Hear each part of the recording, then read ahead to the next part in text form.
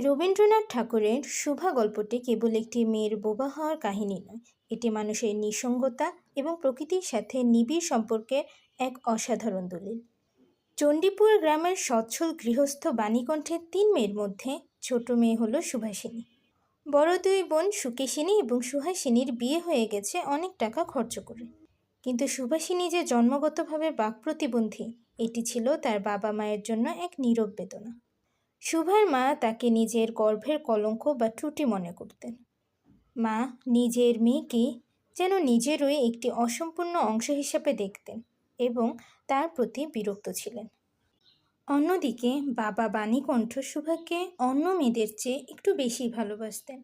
হয়তো তার অক্ষমতার কারণেই তার প্রতি বাবার মমতা বেশি ছিল। কথা বলতে না পারার কারণে শুভার কোনো সমবয়সী বন্ধু ছিল না, তাই সে বেছে নিয়েছিল প্রকৃতিকে বন্ধু হিসাবে। গ্রামের পাশ দিয়ে বয়ে যাওয়া নদীটি ছিল শুভার প্রাণের দস্যুর।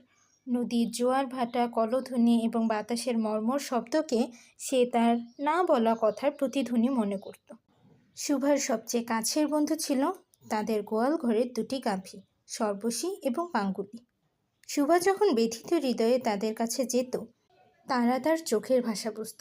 এছাড়া একটি বিড়াল ছানা এবং ছাগল ছানাও তার বন্ধু ছিল। গ্রামের অলস এবং শৌখিন যুবক প্রতাপ ছিল শুভার একমাত্র মানুষ বন্ধু। প্রতাপের প্রধান শখ ছিল ছিপ দিয়ে মাছ ধরা। মাছ ধরার সময় নীরব সঙ্গী খুব প্রয়োজন, আর শুভা ছিল সেই দিক থেকে সেরা সঙ্গী। প্রতাপ শুভাকে আদর করে সু বলে ডাকত। এই একটি ডাকই শুভার জীবনের পরম পাওয়া ছিল। শুভা যখন কৈশোর পেরিয়ে যৌবনে পা দিল, তখন সমাজ ও প্রতিবেশী মানুষেরা বাণীকণ্ঠকে শুভার বিয়ের জন্য চাপ দিতে শুরু করল। সেই যুগে বড় মেয়ে বিয়ে না হওয়া ছিল জাত যাওয়ার মতো ব্যাপার। উপায় না দেখে বাণীকণ্ঠ সপরিবারে কলকাতা চলে যাওয়ার সিদ্ধান্ত নিলেন।